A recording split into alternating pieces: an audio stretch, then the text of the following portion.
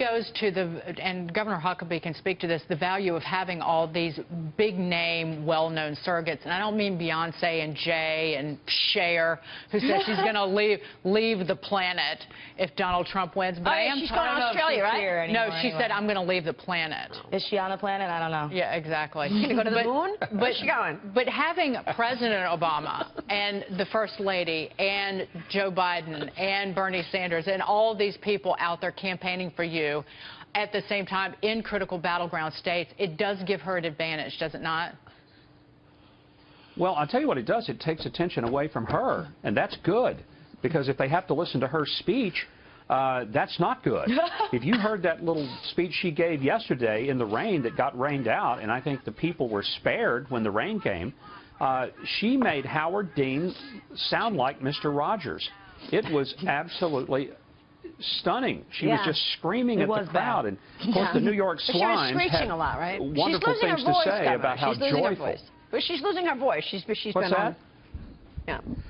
I understand that. But there's also something. I've been hoarse. I've, had to raise my pitch before. But I'm also telling you, if you listen, it's not like she's communicating and connecting. She is just screaming out the lines. I feel like I'm being yelled at. Well, so you do have a microphone. Well, I mean, it is true. She's made the decision to have her approach, Governor, as attacking Trump. I mean, in these final days of, as people take in everything and they're about to go to the polls, you have to give people something to vote for, not to vote against. And she's not giving anybody the specifics on what we would vote for. He keeps talking about his plan. He's staying on script. He's giving people something to vote for. I think that has a lot to do with it. But look at this most recent poll, the Washington Post ABC News tracking poll. It still has Hillary Clinton leading Donald Trump by 5 points. Clinton's got 48%, Governor. Trump's got 43%. If you remember at the beginning of last week, this race was locked at 46%. So what caused this shift? Well, that's one poll from the Washington Compost, and that may be accurate, it may not be. But you have a lot of other polls in the battleground states showing that Donald Trump is either caught up with her or he's surging ahead, and I still believe. I was in Pennsylvania yesterday with Rick Perry and Governor Phil Bryant of Mississippi. The intensity of the crowds, the focus, these were people who less than 12 hours before got notice that there was even going to be a gathering. What I see is that there are a lot of Trump supporters who are vocal about it, but there are a lot more that are dedicated to voting for Trump, but they're not going to tell anybody because they don't want to make the people in their union mad. They don't want to make their neighbors mad. They don't want to make their family mad. Well, we've seen what happens to people if they're wearing a Make America Great hat, right? We've seen what happens to people. They get shamed, beaten up. Look at the vandalism we saw yesterday. You can't wear it in some of these Ivy League schools, even though half the people are voting for them. I'm going to give a girlfriend of mine, Carrie Pinnell, a shout-out because I know she posted on Facebook the other day that she was going to the grocery store wearing her I'm voting for Trump t-shirt. She said, I dare anybody to come up to me and say anything. She lives in a town down south that is divided. I wouldn't mess with Carrie. I wouldn't mess with Carrie.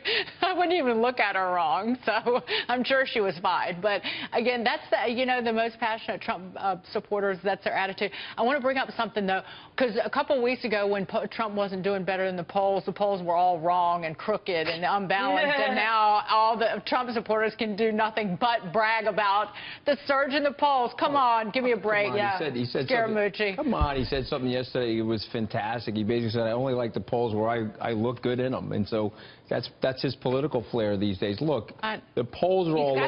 The polls are all over the place. Sean Hannity said something the other night, which I agree with. I sort of trust the polls, but this year has been very different. Brexit was 52-48 the other way, and you had an 8-point swing. It went 52-48 to Brexit, Dagen. So it's very hard to understand these polls and the methodology this year. So what does early voting tell us, Governor? Because it's the last day of early voting.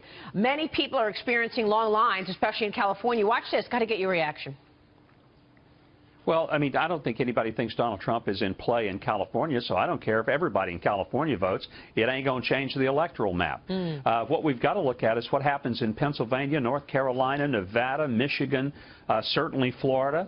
Florida has had a record turnout in early voting, and, I don't know that some people say, well, that's all going to be for Hillary. I don't buy that.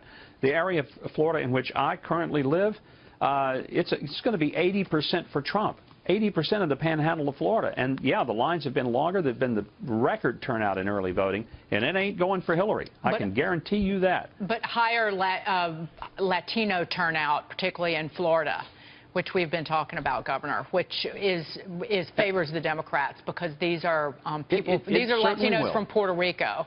Historically, it's been Cuban Americans who favored the Republican Party, but this is different. This time is different. Florida, Clinton, the Real Clear Politics average, Florida, Clinton leads though by 1.2% percentage points. So it's a margin of error. True. The Latino vote in Florida is certainly going to be better, but there's also a depressed African American vote because there's nothing to be excited about. I mean, look at the situation they're in. Your previous guest made that very clear, and I don't see how people who are out of a job, who are living in poverty, who are on food stamps, could go vote for someone who basically thinks they're deplorable, irredeemable, the great unwashed, the people for whom she has contempt because they're people of faith. Yeah.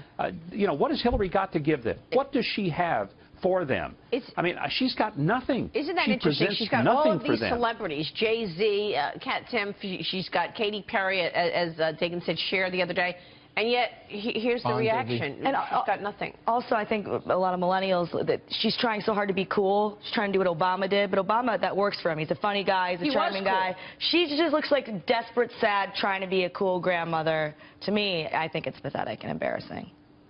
All right. In my opinion. And you're one of those millennials that we try to get a sense of what younger people are doing. Governor, good to see you, sir. Thank you so much.